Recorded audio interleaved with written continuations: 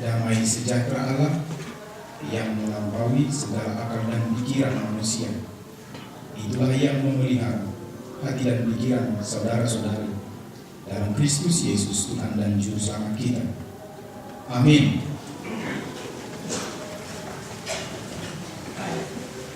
Saudara-saudari jemaat Tuhan yang terkasih, mari kita bersama-sama membuka Alkitab kita, kabar sukacita dari firman Tuhan tertulis dalam Injil Lukas pasal 7 ayat 11 sampai dengan ayatnya yang ke-17. Lukas 7 ayat 11 sampai dengan 17 saya akan bacakan bagi kita. Begini firman Tuhan. Kemudian Yesus pergi ke suatu kota yang bernama Nain. Murid-muridnya pergi bersama-sama dengan dia, dan juga orang banyak menyertainya berbondong-bondong.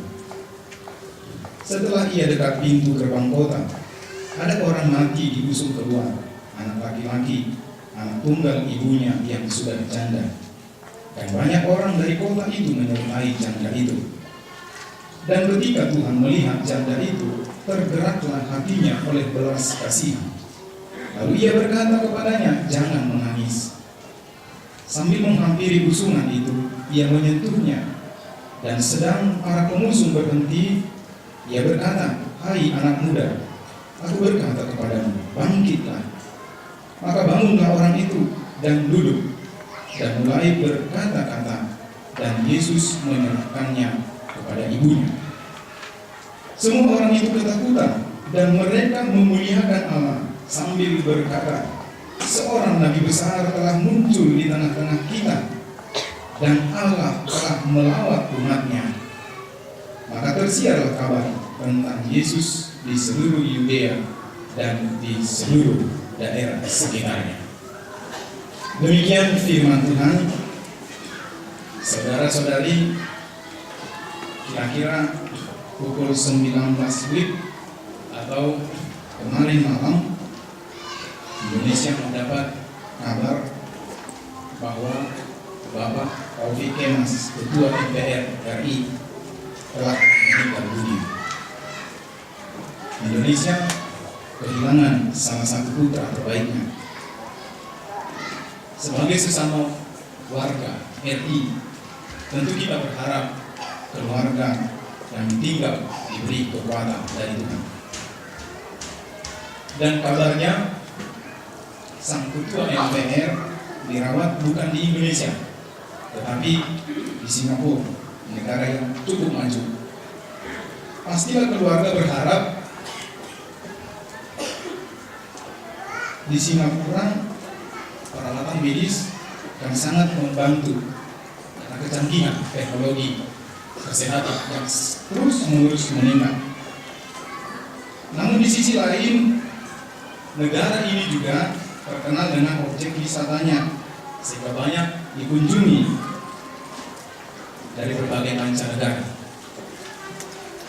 Namun Bapak dan Ibu, bila kita renungkan kemajuan sebuah negara dan kecanggihan teknologi medisnya, rupanya tidak mampu menghentikan kematian itu sendiri.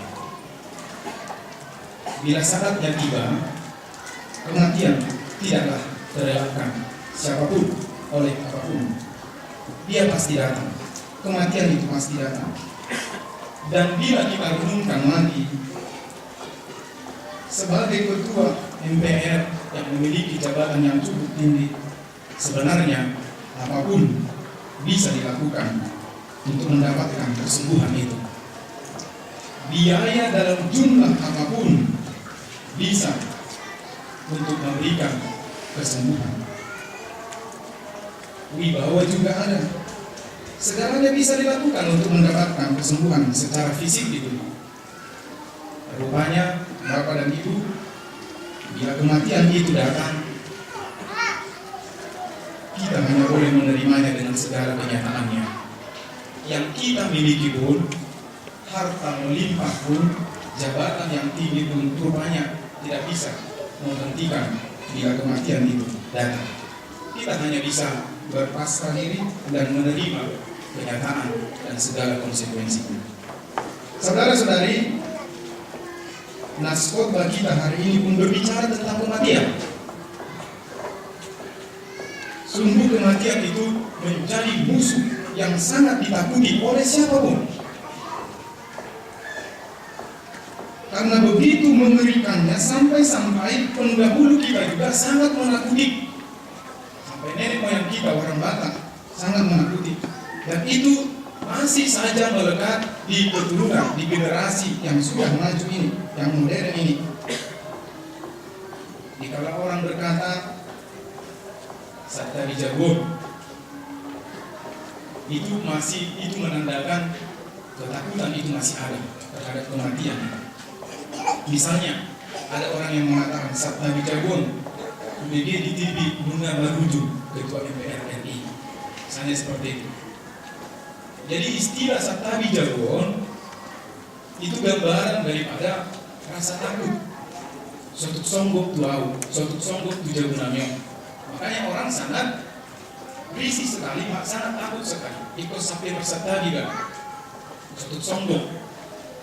Jadi ada pemahaman orang berbicara tentang kematian, maka kematian itu akan segera datang. Ungkapan ini menggambarkan ketakutan terhadap kematian itu. Memang siapa yang tidak takut dengan kematian? Kematian itu memisahkan hidup kita, memisahkan dari kehidupan. Kematian itu memisahkan kita dari keinginan kita, dari harapan-harapan kita. Kematian itu tidak bertanggung jawab dan begitu teganya memisahkan anak dari orang tuanya, istri dari suaminya. Kematian itu juga bisa kita katakan buta. Sebab tidak mengenal usia muda pun dihampirinya. Orang berpunya pun disinggahinya. Juga orang yang tidak berpunya. Tidak ada kata kompromi dengan kematian. Tidak ada kata jangan dulu terhadap kematian. Tidak ada kata tunggu dulu terhadap kematian. Bila ada orang yang sakit parah, kemudian anak cucunya berpesan, Pak, Ma, tunggu dulu, jangan mati dulu, jangan tinggalkan kami. Kami harus melihat engkau masih hidup. Tapi ternyata apa yang terjadi? Juga tidak bisa ada kata tunggu dulu. Bila kematian itu datang, tentu orang sangat menakutinya. Itu sebabnya siapapun dia pasti sangat takut. Kalau begini sakitnya, tentu kan kita sangat takut akan melihatnya. Tetapi di balik kejamnya kematian, ada berita sukacita yang dibawa oleh Yesus. Dia telah mengalahkan kematian itu, dan Yesus sendiri yang berkata itu. Satu hal yang tidak dapat dipisahkan oleh kematian, memisahkan kita dari kasih sayang Yesus. Itu yang tidak sanggup dilakukan oleh kematian itu sendiri. Saya harus berpisah dari anak saya dan istri saya karena kematian. Tetapi tidak bisa kematian itu memisahkan saya dengan kasih sayang Kristus. Itu yang tidak bisa dilakukan oleh kematian itu. Saudara-saudara, dalam khotbah kali ini kita diingatkan dalam beberapa hal. Yang pertama, mengingatkan kita bahwa kematian itu pasti datang dan tak satu pun dapat menghentikannya. Kota Nain terkenal dengan kota yang sangat indah dan mapan. Sesuai dengan namanya, Nain artinya indah, menarik. Kalau di kata Batak, Macayuli, kota indah nama Cayuli, nama Cayajagar. Namun di balik keindahan kota itu justru Yesus mendapati di gerbang kota keluarlah rombongan penuh mayat. Diketahui dia seorang muda dari penduduk kota Nain yang meninggal dunia. Rupanya keindahan Haulio Lok Hajagaron kota Nain tidaklah menjadi jaminan kematian menghindar daripadanya. Kita diingatkan dalam semua keadaan kematian bisa datang kapan dan dimanapun. Di daerah kota pun kematian datang, di daerah dusun pun kematian datang, bahkan di planet lain sekalipun kematian pasti akan datang. Karena itu, Amang dan Inang, baiklah kita pakai keindahan yang masih bisa kita nikmati ini. Baiklah kemapanan, kekayaan, jabatan, kekuatan, kesehatan yang masih bisa kita nikmati sekarang ini untuk memuliakan Dia, untuk menyembah Dia, dan untuk mensyukuri berkat dan kenikmatan yang Tuhan berikan.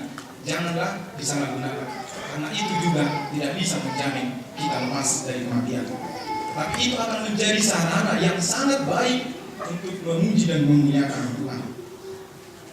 Tidak itu saja, kematian bisa dikatakan buta tadi, sebab tidak kenal orang. Siapapun bisa mengalami kematian.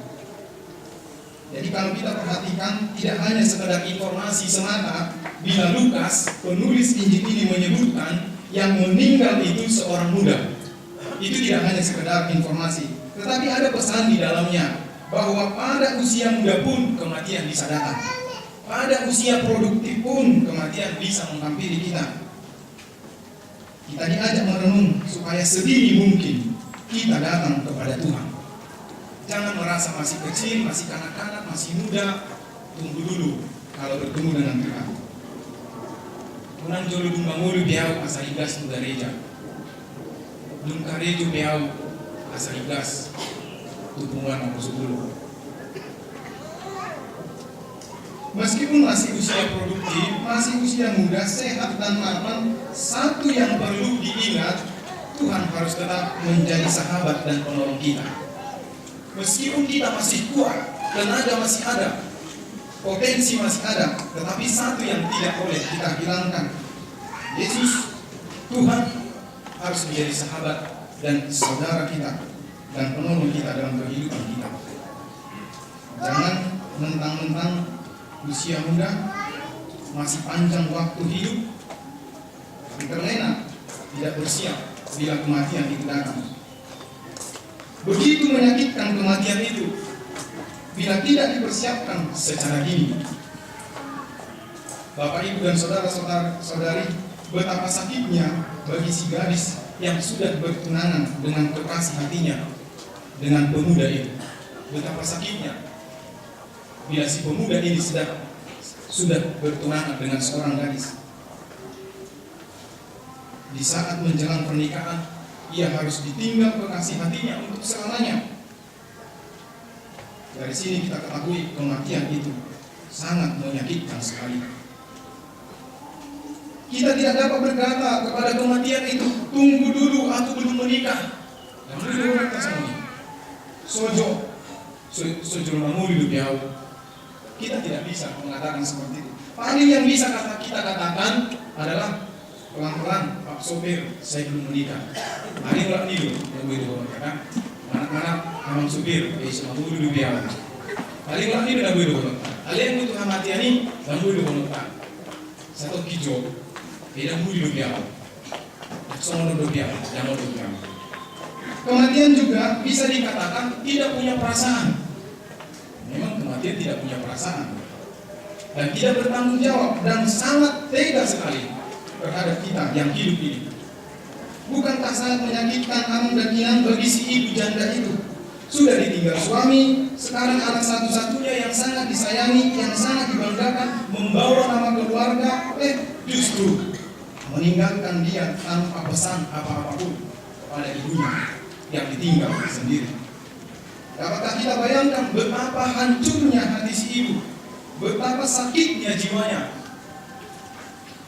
Maaf Amang dan Inang, dalam tradisi Yahudi, seorang janda yang tidak punya suami dan keturunan itu tidak dipandang lagi oleh orang banyak, atau bisa dikatakan hidupnya tidak berharga lagi bagi masyarakat sekitar, kecuali ada keluarga dekat yang mau menampungnya.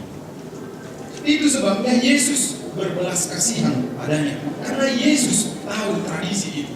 Yesus paham kehidupan orang Yahudi itu, bahwa si ibu ini pastilah tidak berharga lagi di mata umum. Tapi yang mau dikatakan bahwa kematian itu begitu teganya kepada si ibu janda itu, dia tidak berperasaan. Menjadi renungan bagi kita Amang dan Inang, bagaimanapun kondisi hidup kita, bagaimanapun status kita, haruslah tetap mempersiapkan diri menghadapi kematian itu, sebab pasti datang dan tak terelakkan. Namun, lagi-lagi kabar gembira bagi kita. Dalam Wahyu 14 ayat 13 dikatakan, berbahagialah orang-orang yang mati dalam Tuhan. Wah, ini sungguh berita yang sangat membuat kita bahagia. Berbahagialah orang-orang yang mati di dalam Tuhan. Sungguh, kata Roh, supaya mereka boleh beristirahat dari jerit lelah mereka, karena segala perbuatan mereka menyertai mereka. Amang dan inang, di balik kejamnya kematian, rupanya Yesus Allah menggantikan dengan kebahagiaan bagi mereka yang tetap setia percaya kepada Tuhan. Itu pesan yang pertama. Pesan yang kedua, hanya Yesus yang sanggup mengalahkan kematian itu. Tadi kita katakan siapapun apapun tidak sanggup mengelak kematian. Tetapi pesan yang kedua ini, hanya Yesus yang sanggup mengalahkan kematian itu. Di saat berduka, kita butuh penguatan, kita butuh penghiburan. Tidak seorang pun, kalau kita perhatikan dari Nats, tidak seorang pun dari rombongan pengusung mayat itu yang mampu menghiburkan hati si ibu janda itu. Sama seperti acara-acara penghiburan, khususnya di kalangan kita orang Batak Kristen, sudah barang tentu si ibu sudah banyak sekali menerima kata-kata penghiburan. Bahkan ada yang berulang-ulang kata-kata penghiburan itu. Tetapi rupanya tidak juga membuat dia terhibur dan menerima dan sanggup menerima kenyataan pahit yang dialaminya. Karena kita perhatikan sepanjang perjalanan dia terus menangis, dia terus bersedih dalam kenyataan hidup yang kita alami. Dan kita saksikan rupanya orang-orang yang ikut bersimpati dan berempati dikala kita berduka, tidak selamanya itu menjadi bersama dengan kita untuk memberi penghiburan kepada kita. Paling betul di 2 minggu Marwan Akak, bulan 7, asal tahun, kuliah, pelatih hidup penghiburan tidak bisa tetap bersama-sama dengan kita 24 jam. Meskipun orang-orang yang mengasihi kita itu ikut mendampingi kita ke kuburan, tetapi hanya sebatas itu yang mereka boleh lakukan. Tapi pada akhirnya kita akan ditinggal sendiri menjalani hari-hari hidup kita seterusnya. Tetapi Tuhan kita tidak akan pernah meninggalkan kita. Dia tetap ada bersama kita di saat kita bersedih, di saat kita senang, di saat kita berduka, di saat kita bersuka. Hanya Yesus yang sanggup menghibur dan menghapus air mata si ibu janda itu. Hanya Yesus yang mampu menghentikan tangisnya, bahkan juga menghentikan kematian itu sendiri. Dengan kasih sayangnya, Yesus memberi belas kasihannya kepada si ibu. Ini yang penting bagi kita. Yesus tergerak oleh belas kasihannya. Yesus yang baik dan lemah lembut itu tergerak oleh belas kasihannya, sehingga si anak muda itu kembali hidup dan menikmati melanjutkan kehidupannya kembali. Saudara-saudara, dapatkah kita bayangkan seandainya Yesus tidak hadir saat itu? Tentulah si anak muda itu yang meninggal itu akan terus maju, masuk, menuju liang-liang seandainya Yesus tidak datang. Namun kehadiran Yesus menghentikan perjalanan menuju alam maut. Ini menjadi bahan perenungan bagi kita bersama. Sesungguhnya kehadiran Yesus senantiasa membawa penghiburan, memberi penguatan dan membangkitkan semangat hidup baru bagi kita. Kehadiran Yesus membuat kita tertawa, tersenyum dan gembira menghadapi kehidupan ini. Kehadirannya menyanggup kita berani menghadapi kematian dan berjuang atas segala konsekuensinya. Saudara-saudara, Yesus tidak hanya sanggup membangkitkan orang secara fisik, tetapi jauh lebih penting untuk diimani bahwa Dia sanggup memberikan kehidupan yang kekal. Jangankan kehidupan secara fisik, membangkitkan tubuh secara fisik, kehidupan yang kekal pun Yesus sanggup memberikan itu kepada setiap orang yang percaya padanya. Bagi Yesus, bukan menghidupkan orang mati secara fisik yang terpenting. Bagi Yesus itu tidak penting, walaupun itu sangat kita butuhkan. Itu bukan tujuan utama Yesus datang ke dunia itu. Tujuan utama Yesus datang ke dunia bukanlah menghidupkan orang mati secara fisik. Yesus datang ke dunia ini tidaklah menghidupkan yang mati dan membangkitkan yang mati. Sebab itu tidak semua orang dibangkitkan oleh Yesus. Seandainya tujuan utama Yesus membangkitkan orang mati, maka semua orang akan dibangkitkan, semua orang mati akan dibangkitkan. Tetapi menurut berita Alkitab, hanya beberapa orang yang Yesus bangkitkan secara fisik. Dan seandainya itu pemahaman kita, tujuan utama, maka kita akan protes kepada Yesus. Tuhan, di mana engkau ketika anakku meninggal? Di mana engkau ketika orang tuaku meninggal? Supaya kita tidak bertanya-tanya aman dan inang. Bukan itu yang terpenting bagi Yesus. Bagi Yesus, yang terpenting adalah memberikan kehidupan yang kekal. Yesus tidak memberikan sesuatu yang sementara. Meskipun si pemuda itu hidup, tapi pada akhirnya dia akan mati juga. Sementara kehidupan itu. Tetapi Yesus menawarkan kepada setiap orang yang percaya sesuatu yang kekal, yang sifatnya tidak sementara. Dia memberikan kehidupan, keselamatan, kehidupan yang abadi. Dan itu ditawarkan bukan kepada beberapa orang, tetapi kepada semua orang yang percaya kepadanya, kepada dunia ini. Yohanes 3 ayat 16. Karena itu kedatangannya ke dunia ini untuk menyelamatkan semua orang agar beroleh kehidupan yang kekal. Siapa yang percaya akan diselamatkan. Itulah pesan yang kedua. Pesan yang terakhir, bersaksilah bahwa hidup kita adalah karena belas kasihan Tuhan. Marilah kita aman dan ingat bersaksi, menghidupi hidup kita ini, dan kita katakan bahwa hidupku ini adalah hanya karena belas kasihan semata saja. Belas kasihan Tuhan. Karena belas kasihan Yesus, si ibu janda itu kembali bergembira dan ceria, bisa tertawa dengan rombongan. Anaknya kembali hidup. Karena belas kasihan Yesus, si anak muda itu hidup dan dapat kembali meneruskan perjalanannya, mewujudkan cita-citanya dan harapannya yang tadinya sudah pupus. Tetapi karena Yesus pulih kembali harapan, cita-cita, dan kehidupannya. Yang tadinya hidup dalam ketidakpastian, sekarang si ibu janda hidup dalam pertolongan Tuhan. Yang tadinya si anak muda mengalami kematian, sekarang ia hidup dalam kasih sayang Tuhan. Ini mengingatkan kita bahwa sesungguhnya kita adalah, hidup kita ini adalah pemberian Tuhan. Oleh sebab itu mari kita pakai untuk memuliakan Tuhan. Jangan untuk mengejek, bahkan menghina Tuhan. Bila kita renungkan dalam apa yang menjadikan kita menjadi anak-anaknya, bukanlah karena kekudusan kita, bukanlah karena kebaikan kita, bukanlah karena kebenaran kita. Kita disebut anak-anak Allah, pewaris kerajaan Allah itu bukanlah karena diri kita sendiri, tetapi hanya karena belas kasihan Tuhan semata. Tuhan mau menebus kita dari kematian dan kuasa maut hanya karena Ia mengasihi kita. Sungguh begitu besar dan dalamnya kasih Allah itu bagi kita. Amang dan Inang, sekarang apa yang dapat kita berikan kepada Tuhan untuk membalas kasih sayangnya dan belas kasihan yang kita rasakan? Sesungguhnya tidak ada yang dapat kita andalkan dan berikan.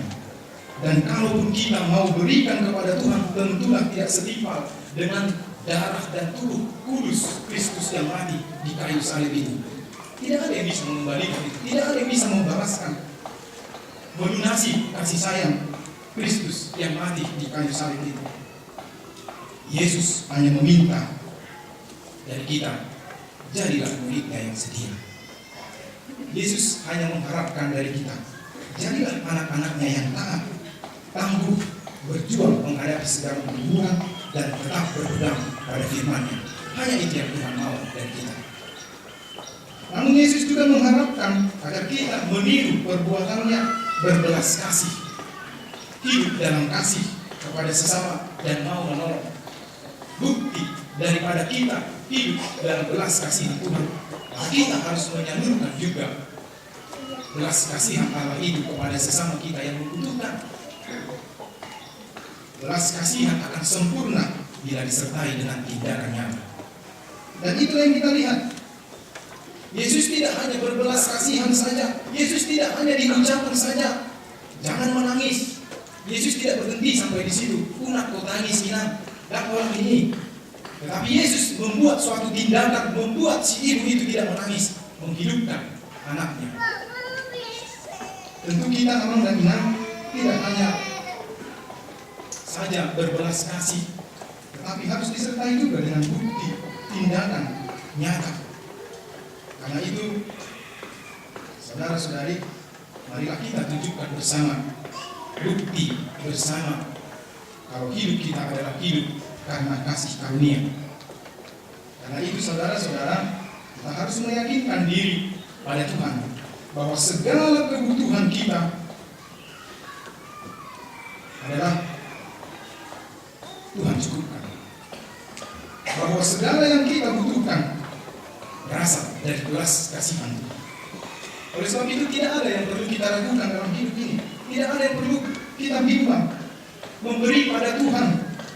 Apakah itu berupa persembahan, apakah itu berupa janji iman, komitmen, ucapan syukur. Kita tidak harus ragu memberikan. Sebab semua itu adalah karena belas kasihannya saja. Sesungguhnya Allah selalu mencukupkan kebutuhan kita dan semua yang kita perlukan. Bahkan Tuhan memberi jauh dari yang kita harapkan, yang kita pikirkan. Asal kita yakin dan tulus menjalankan kehidupan ini. Seorang janda di Sarfat yang sangat kekurangan, bahkan bisa dikatakan hidupnya sangat tragis, karena dipastikan satu hari lagi hidup mereka karena keterbatasan makanan. Orang sapohul lain nama kita dohok minyak na diguri-guri ini hanya sekali makan tepung dan minyak itu sekali pakai. Begitu itu habis dimakan mereka akan mati. Jadi bisa dikatakan hidup janda di Sarfat itu sangat tragis sekali dan sangat terbatas sekali.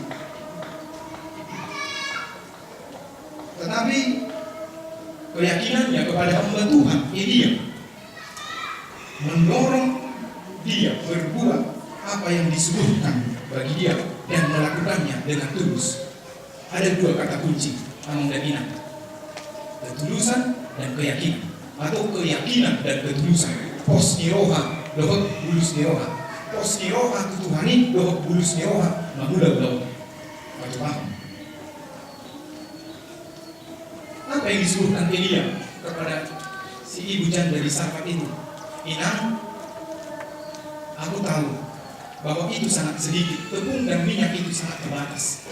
Tetapi berikan, buatlah satu roti kue untuk aku lebih dahulu.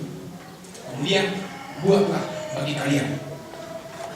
Kalau pikiran kita andalkan itu sesuatu yang tidak mustahil. Bukankah si ibu itu harusnya berkata, ayah ada maksudmu? Apa maksudmu? Apakah kamu tidak melihat keterbatasan ini?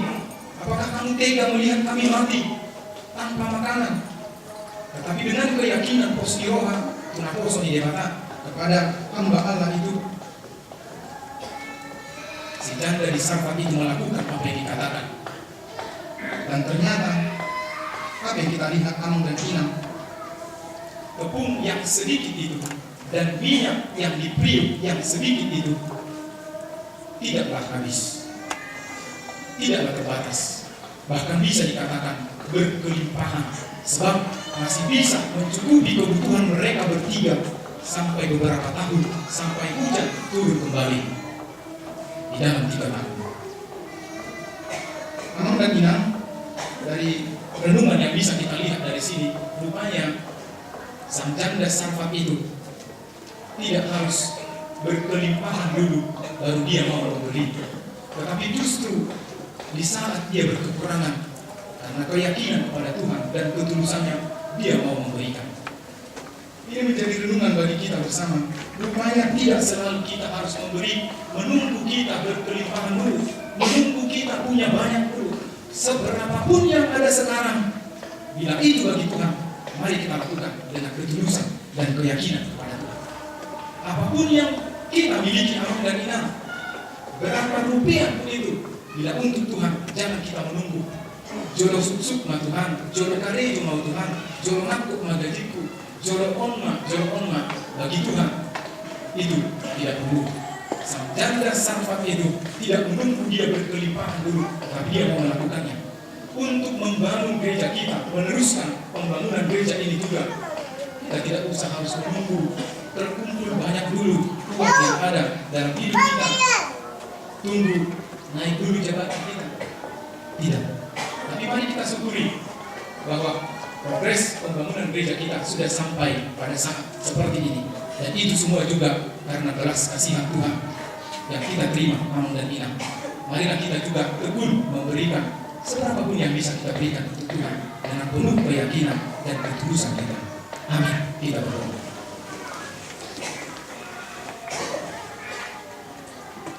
Terpujilah Engkau Allah yang maha baik, Allah yang selalu berbelas kasihan kepada kami. Engkau mengingatkan kami Tuhan akan hidup kami, bahwa kehidupan kami terbatas adanya. Kami tidak selamanya hidup di dunia ini. Kapanpun, dimanapun, dalam kondisi apapun, kematian bisa menghampiri kami. Karena itu Tuhan, persiapkan kami dan ingatkan kami agar selama kami hidup, seluruh hidup kami maknai dengan kebersamaan bersama Tuhan. Bapa di sorga, meskipun kematian itu menyakitkan, tetapi di baliknya ada kebahagiaan bagi orang yang mati di dalam Tuhan. Meskipun kematian itu memisahkan orang yang kami kasihi dan yang mengasihi kami, tetapi tidak pernah sekalipun kematian itu bisa memisahkan kami dari kasih sayang-Mu dan penyertaan-Mu. Ini yang membuat kami teguh dan kuat menjalani kehidupan ini. Bapa di sorga, kami yakini apa yang kami miliki adalah belas kasihan Tuhan. Bahkan hidup kami ini adalah hidup karena belas kasihan-Mu saja. Ajar kami untuk boleh berbelas kasihan, hidup dalam kasih, saling menolong, saling memperhatikan, dan bahkan mempersembahkan hidup kami hanya untuk Tuhan, tanpa menunggu kami harus memiliki ini, kami harus memiliki itu.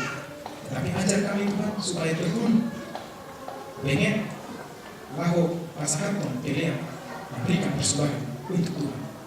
Berkatilah kami Tuhan, dan biarlah kami pulang dalam damai sejahtera-Mu ke rumah kami, dalam kenyataan hidup kami, melanjutkan pekerjaan dan aktivitas kami bersama-sama dengan Engkau, sumber kehidupan kami.